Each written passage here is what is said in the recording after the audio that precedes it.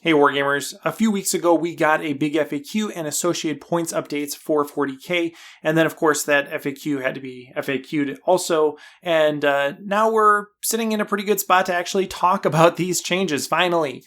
So that's what we're going to do today, is talk about how these points changes have impacted the points efficiency of various Tau units against a variety of targets. Now, instead of doing what I've done the past couple times with showing you a spreadsheet and walking through the spreadsheet, just showing you a bunch of numbers, we're not going to do that today. I'll show you the spreadsheet just to familiarize you with my process, but we're just going to break it down kind of target by target and talk about the top 7 things that are points efficient against that target. So a little bit different format, but hopefully, still valuable to you. So this is the spreadsheet that I use, or at least a subset of it, just to kind of give you a sense of the different targets I'm talking about. I have different toughnesses ranging from toughness 3 all the way up to toughness 8, with a variety of saves, a variety of wound characteristics, and yes, some of them have invuln saves and some of them don't. So I used this spreadsheet that I've used in the past few videos, updated it with new points, and now we can talk about who does the most damage against each of these targets for every point you spend on them.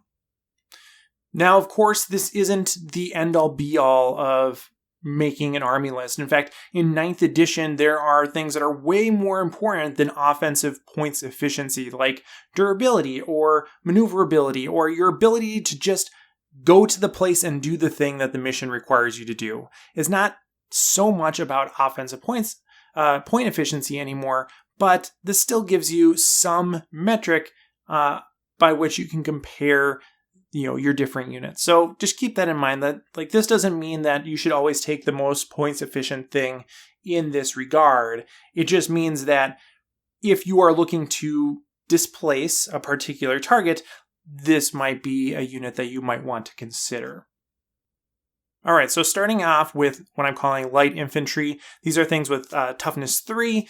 We see that crisis suits are actually a pretty good choice here. This is encouraging if you, like me, really like crisis suits. Crisis suits with 3 flamers, or crisis suits with the veteran cadre stratagem and 3 airbursting fragmentation projectors are really good choices. And in fact, that second option there, the AFP option, is probably a little bit more flexible. It gives you a little bit more opportunity to actually, employ those weapons. So probably a little bit more likely to actually have success there as opposed to relying on the shorter range of flamers. Then we have breacher teams, strike teams that are benefiting from volley fire. Those also are very points efficient. Kroot making a kind of a surprise appearance here. They do pretty well against toughness 3 things in comparison to strike teams. But once we get to these higher toughness values, Kroot are much less points efficient, and of course they also have lower durability than strike teams. And so again, this kind of illustrates some of the complications of looking just at offensive points efficiency, as it doesn't account for things like durability or other types of rules interactions. So keep that in mind. Kroot are moderately point efficient at shooting things, but there's plenty of other drawbacks. So again, just kind of think about it a little bit more. Crisis suits with burst cannons also giving some good options here. And then the XV9 with burst cannons and advanced targeting system comes in 7th here, giving us a pretty well-rounded selection of units against toughness 3 targets from which we can pull, right? You have crisis suits, you have fire wars, you have Kroot, you have XV9s. These are all good options. And yes, even gun drones, if you take them as like a support choice and not as like an attached choice and not as a standalone unit. So they're 10 points as opposed to 20 points with the new rules update. Those still do fairly well. I think they were like position 8 or 9 on this list. So, not bad. Moving up to Marines, so toughness 4 targets. We see that the XV9 with Fusion Cascades comes in first place here, and this is going to be a pretty common thing for the rest of the video, that XV9s with Fusion Cascades come in first. So we're going to say, yes, they are very points efficient. They are very short range and very hard to use. So although you have this really points efficient unit if you can use it. The challenge is actually using it and recouping those benefits over the entirety of a game, which is really hard to do, especially when you compare the number 2 slot here, the Riptide with Heavy Burst Cannon. HBC Riptides are much more likely to be able to actually, shoot the things you want to shoot. So really, Riptides here are going to be the stronger choice compared to Fusion Cascades, just because of the amount of opportunities you're going to have to actually use them.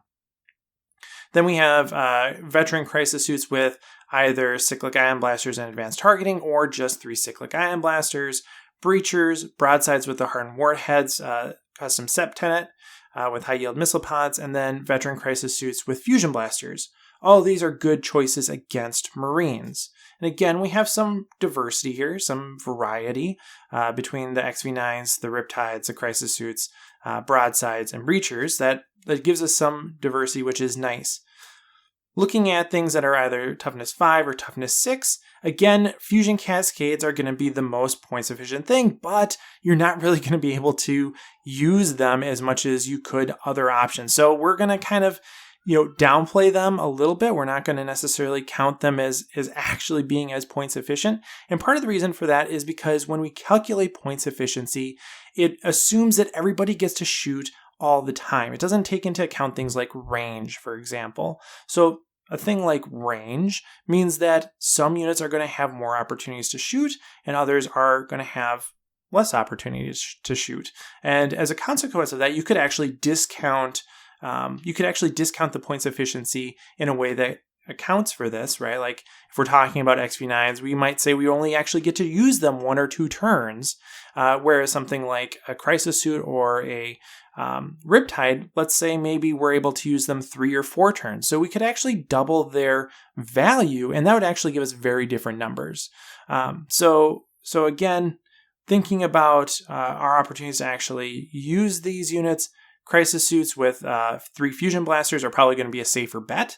Riptides with Amplified Ion Accelerator, also a very safe bet, probably more so than the Crisis Suits, right? And that Amplified Ion Accelerator is just a fantastic weapon. It really does provide a lot of value with good range and on a fantastic chassis. So Riptides with Amplified Ion Accelerator really are going to be something that you want to look at seriously, including in your army. Veteran Crisis with 3 Cyclic or 2 Cyclic and Advanced Targeting, also doing well against things that are Toughness 5 or Toughness 6. Broadsides with the Hardened Warheads, and then a Cold Star with 4 Fusion Blasters, again doing well here. And this is notably the first time we see a commander model pop up on our list of most efficient things. So that's kind of that's kind of interesting in the way that there at least used to be this perception that you want to get as many commanders as possible, but really from a points efficiency perspective, that might not be true. Against vehicles, things that are Toughness 7 or Toughness 8, again, we have the Fusion Cascade XV9, see what we just talked about. Then we get the Riptide with the Amplified Ion Accelerator as really being our more reliable choice. 3 Fusion Blaster Crisis Suits, Broadsides with Magna Rifles. These are actually doing very well here and again have good range on a pretty durable chassis. So again, something that you might want to consider, although the Riptide with Amplified Ion Accelerator does give you a better points efficiency plus more maneuverability and things like that. Cold Stars with Fusion Blasters, Ghost Kills with Fusion Obliterator. I was surprised that this one showed up on the list.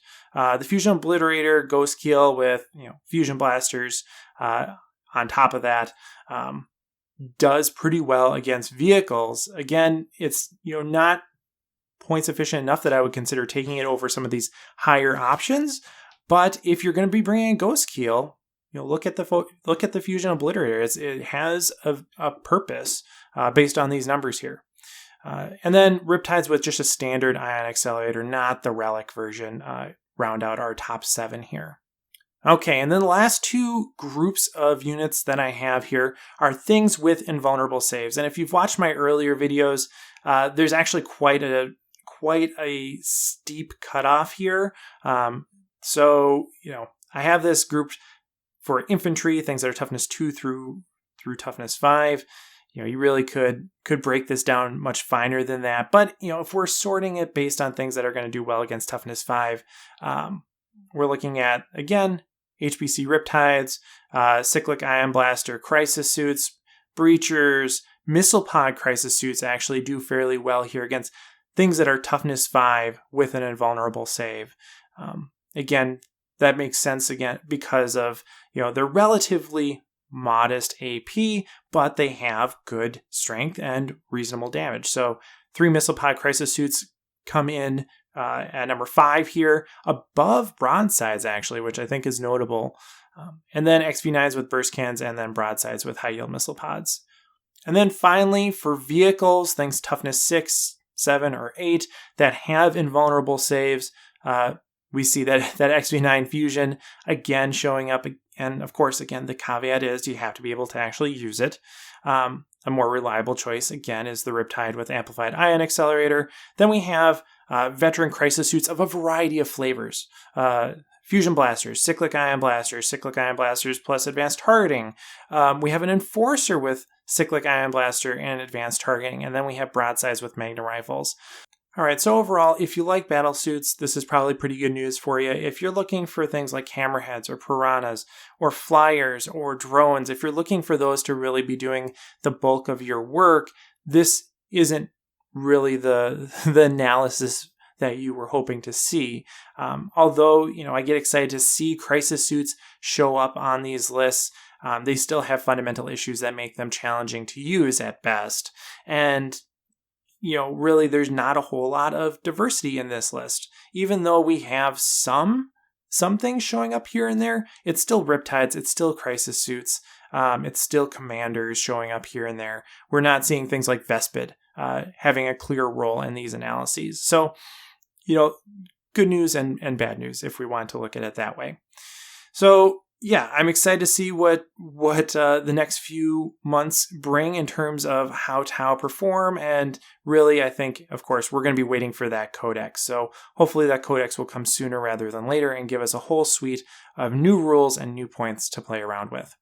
All right, before we go today, I just want to say thanks for sticking around. I know it's been a while since I've released a video. I've been dealing with some stuff on my end here, so I do really appreciate you sticking with the channel, and thank you for all your support, whether it's just watching this video, commenting, joining me over on Patreon.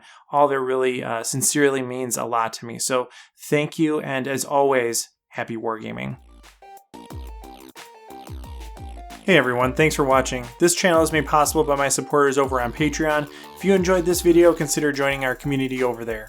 Special thanks to Durza, Robbie Goodwin, Michael Byrne, Jim Bob, Tao Oswell, Everett Keller, Stephen Cowan, Farsight1981, Guvesa Webb, Benny B. Jones, Jose Gomez, Ruger, Drew Pratley, Mark Schwering, Zealous Brimstone, Scott Heater, Jared Egler, and Chris Kessler.